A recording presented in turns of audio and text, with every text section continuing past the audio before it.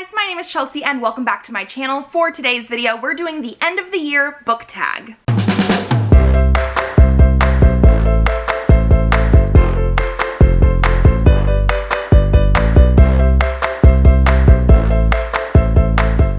So this tag was created by Ariel Bissett. I will leave her original video for it linked down below.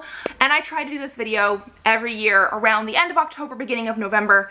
And I'm very excited to jump into this. I think we only have 6 questions, and it's all basically about what our plans are for reading at the end of the year. So let's go. Question number 1, are there any books you started this year that you need to finish? So I'm actually currently in the middle of 2 books. One is the Forever Crew by Siam Stenich. This is the 3rd book in the Adamson All Boys Academy series that I've been sort of marathoning through October.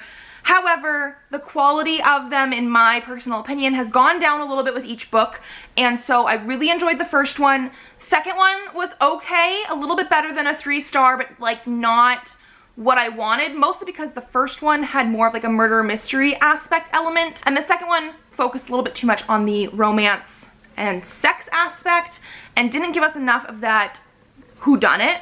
And then this 3rd one, I'm just a little disenchanted with the series right now, but I do want to figure out who did everything, because like they're trying to kill our main character. So I am going to be finishing that one. And then as of me filming this, I'm in the middle of the Fortnite Frights readathon, and I'm currently reading Cemetery Boys by Aiden Thomas. I'm about halfway through on page 181, chapter 13. I'm loving this book so far. This follows our main character of Yadriel, who is a trans boy in a Bruja community, and he is having struggles with family members not really seeing him as a Brujo.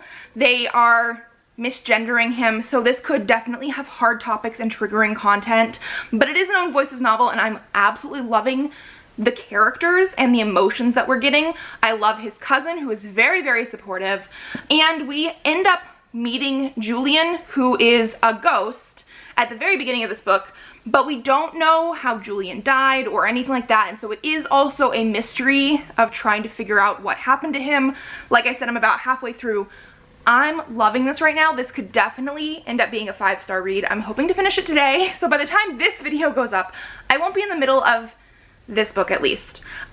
I'm not in the middle of basically any books. If I decided to DNF a book this year, I like DNF'd it, a hard DNF this year. I didn't have anything where I was like, I'll come back to it. So those are the only 2 books I'm currently in the middle of. Question number 2 is, do you have an autumnal book to transition to the end of the year? Autumnal is the hardest word. I don't know why we did it that way, but a book that reminds you of autumn or fall.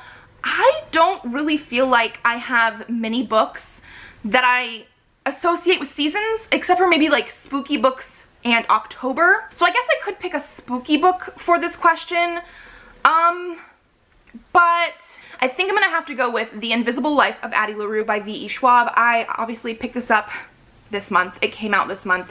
I'm very excited for this. I've only ever read the Darker Shade of Magic series by V.E. Schwab before, but I absolutely love that. And I do know that this is a sort of diversion or a different sort of genre, different sort of writing style than she has done before. But I do know she said that this is also something that is very close and dear to her heart. That was like, this is her in a book. And I'm very excited to read it. I've heard some mixed things about this book, but a lot of good things as well. A lot of people have said it's made them very emotional, and if I was gonna have to pick any book that reminds me of autumn and fall, I guess this is it, because of the release date, but also because of the vibes that it feels like people have been getting from this book. So I have to go with this one. Question number 3, is there a new release you are still waiting for? So I actually have 2 for this question. One is The Burning God by R.F. Kuang, which is coming out November 17th. I feel like a lot of us are waiting for this 3rd and final book in the Poppy War series. I read both the other 2 Poppy War books this year, and they devastated me, but I am so excited for this last one. I don't know how much this one's gonna devastate me, although if I'm going based on the other 2, it's going to be quite a bit. But this is a book series that is based in Chinese history, but it is also fantasy, like a period fantasy, and I've really, really enjoyed it. It has like all the trigger warnings, basically.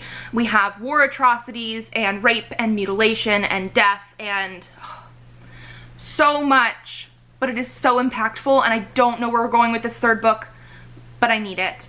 And then the second one is For Better or For Cursed by Kate Williams. It's the second book in the Babysitter's Coven series, which this one was supposed to come out in September, but because of COVID this year, it got moved back to December 1st. So I've actually already pre-ordered both of these books that I've been talking about, and I'm just waiting for it to come in to my Barnes & Noble so I can go pick it up.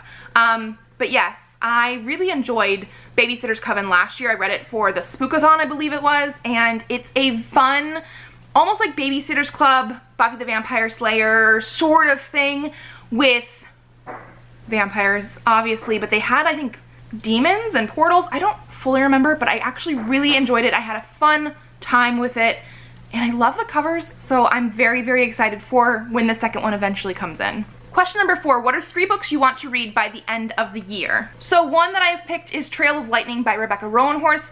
I actually read Black Sun by her earlier this month and really enjoyed that one. I gave it a 4 out of 5 stars, and I think part of that is because I was slumping really hard when I was reading that book. It took me like 4 or 5 days to read a 400-page book, which is not horrible, but it felt like I was forcing myself to read, and I did really, really enjoy the book. I really enjoyed our characters of Serapio and Shiala. Those were like my favorite. We also had Naranpa, who had more of the political side of that story, and I feel like because it was a high fantasy, it was a little harder for me to get into, but I really, really enjoyed it. It left on sort of a cliffhanger, and I need the next book in the series.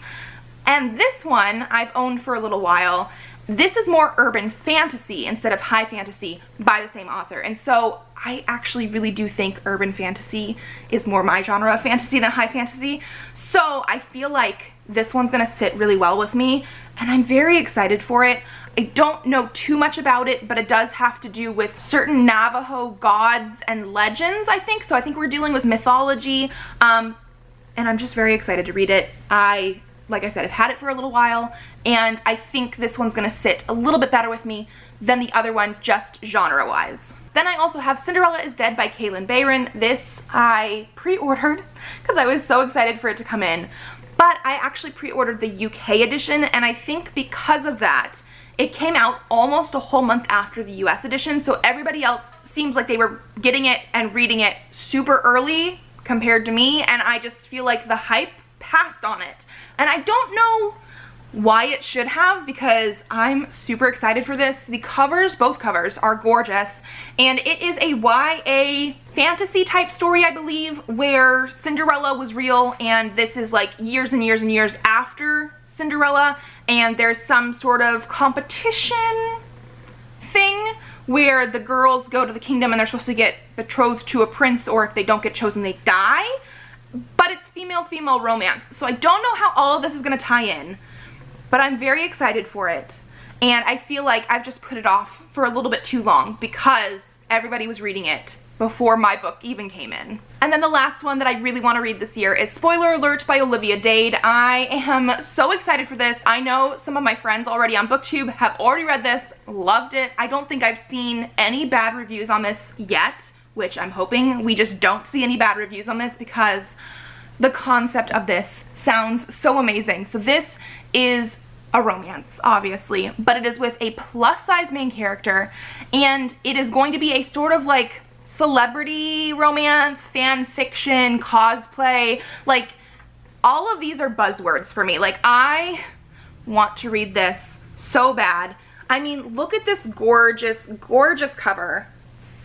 Oh, I really, really need to get to this because I'm so excited. Question number 5, is there a book you think could still shock you and become your favorite book of the year? So, out of all the ones that I'm planning on reading at the end of the year, I think this could do it. Like I said, everybody that's read this so far has absolutely loved it. They love the characters, they love the romance. I am dying to get to this book because of the tropes and the themes that we have in here. This could do it. If any book is going to do it and usurp some of my favorite books that I've already read this year, I think this is the one. And then question 6, have you already started making reading plans for 2021? So I haven't really made any concrete plans. However, I'm taking a concept that I started doing this year and I want to roll it into next year. And that is me trying to read certain classifications of books and authors every month. So basically what I want to try to do, and it's okay if I double up on these prompts, but what I want to try and do every single month next year is read at least one book by a Black author, one book by another POC author, one book that has LGBTQ plus rep, a manga or graphic novel, an ebook, a middle grade title, a YA title, and an adult title. And again, I can double up on these prompts any which way I see fit, but I want to be reading more diversely. And I've been really bad about reading my middle grade books this year, so that's part of the reason I'm doing the adult YA middle grade part, because I've been pretty good about reading at least one YA and one adult every month, but I need to get better about that middle grade part. I've been doing pretty well about reading a manga or graphic novel. I've been hit or miss with ebooks, so I'm trying to get better about that, but I definitely want to be hitting the Black author, POC author, LGBTQ plus author or representation in the book. And that's my biggest reading plans that I have so far for next year, is just to make sure that I'm hitting those categories, because I want to diversify my reading. I want to read outside of my identity, and I want to read a ton of books. So I feel like this is going to make sure that I read things that I already own or things that are coming out next year that, you know, grab my attention. I don't know. I want to read more diversely. That is my major goal. Okay, and then I think that is everything for this tag. Like I said before, I try to do this near the end of every year because I do think it's interesting to see what people want to try to cram into the last couple months of the year. If you guys like this video, give it a thumbs up to let me know. If you wanted to leave a comment and you're not sure what to leave me a little emoji down below. Either an autumn one or a winter one, since we're getting into those months. Subscribe to this channel if you would like to see more videos. I do have videos up Mondays, Thursdays, and sometimes Saturdays. So I will see you then. Bye.